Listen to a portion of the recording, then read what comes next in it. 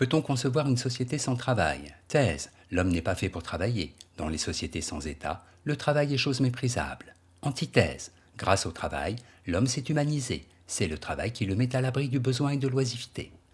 Thèse. On peut concevoir une société dans laquelle l'homme ne travaillerait pas. En effet, le travail est une nécessité relative. Il est des sociétés primitives qui en font peu de cas. Il est possible d'espérer qu'un jour, grâce au progrès de la technique, les hommes n'aient plus à travailler.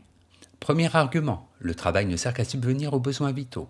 S'adressant à Bougainville, le vieillard tahitien dit « Poursuis jusqu'où tu voudras ce que tu appelles commodité de la vie, mais permets à des êtres sensés de s'arrêter lorsqu'ils n'auraient à obtenir de la continuité de leurs pénibles efforts que des biens imaginaires. » Diderot, supplément au voyage de Bougainville. Autrement dit, l'homme n'a pas à beaucoup travailler s'il se contente de subvenir à ses besoins naturels.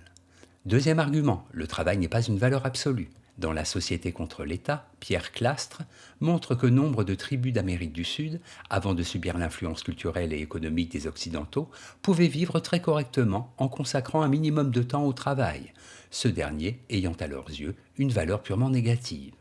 Troisième argument, la diminution du temps de travail annonce une société des loisirs. La technique, lorsqu'elle est véritablement mise au service de l'homme, permet de le décharger de toutes les tâches contraignantes.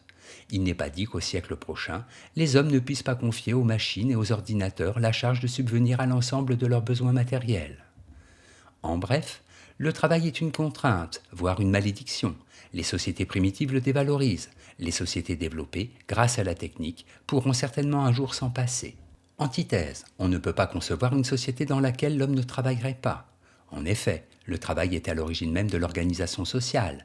Les vertus du travail sont bien trop précieuses pour que l'on puisse envisager une société dans laquelle l'homme serait perpétuellement oisif.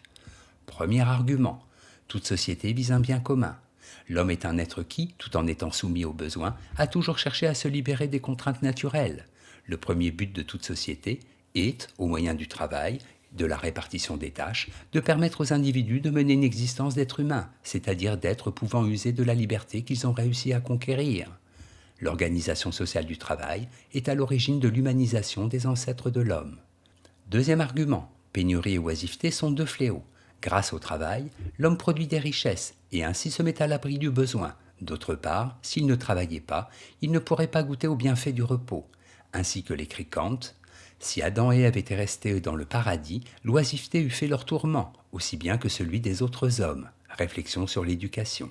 Troisième argument, le travail renforce le lien social. Au moyen du travail, l'homme peut, dit Freud, sublimer ses pulsions narcissiques, agressives et érotiques. Voilà qui confère au travail une valeur qui ne le cède en rien à celle que lui confère le fait d'être indispensable à l'individu pour maintenir et justifier son existence au sein de la société.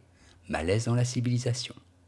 En bref, la notion d'humanité est associée à celle de travail. Le travail fonde et structure la société. Il canalise les énergies individuelles et collectives, tout en permettant un accroissement des richesses. Synthèse. Que le travail ait été le principal facteur d'évolution des sociétés, voilà qui est indéniable. S'il devient aujourd'hui techniquement possible d'envisager une société sans travail, un grave problème se pose néanmoins.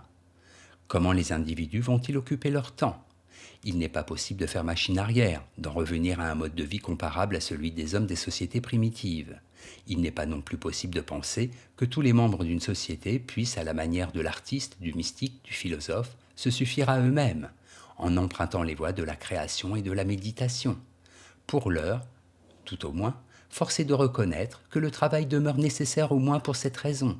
Il reste un puissant remède contre l'ennui.